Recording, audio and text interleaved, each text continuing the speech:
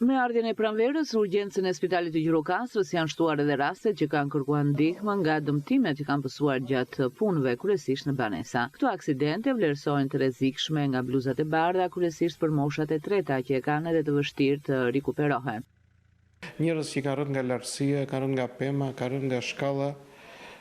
Kryesisht një pjesë e tyre ka qenë dhe mosha të tretë, të cilët përmbajnë një risk, domethënë nëse njëri mund të pësojë një aksident edhe për ai domethënë ka një farë avantazhi duke qenë i ri, po kur je moshë e tretë dhe sidomos mbi 60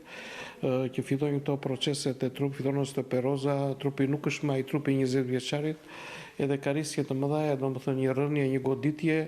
që mund të lojë me një pasojë edhe rikuperimi nëse ti nuk patë ndonjë problem, do jetë më gjatë, kështu që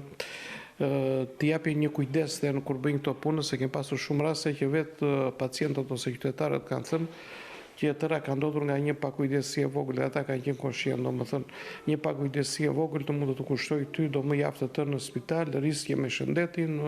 edhe ato tërkosto që shoqëron këtë.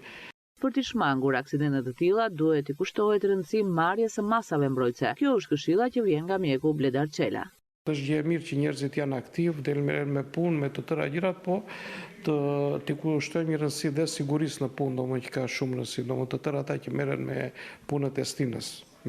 stinës, Pasi ky fenomen është në këto muaj, në fund të prillit, maj, qershor, domethënë të tërë këta që merren me punë, kemi gjithë një aksidente në punë nga qytetarë që bëjnë këto punë të shtëpisë në kopshte, në penë, të tëra gjërat që ka sezoni. Duhet kemi dhe kujdes të tërë që punojnë me troho, se punojnë me aparatura. Duhet të marrin syzat përkatëse që ndodhen dhe që janë në qarkullim për të mbrojtur syt, se kemi pasur shumë raste, shumë qytetarë që kanë punuar dhe kanë qenë vetë koshient, domethënë, dhe kanë ardhur ja diver edhe në orët e vona të natës,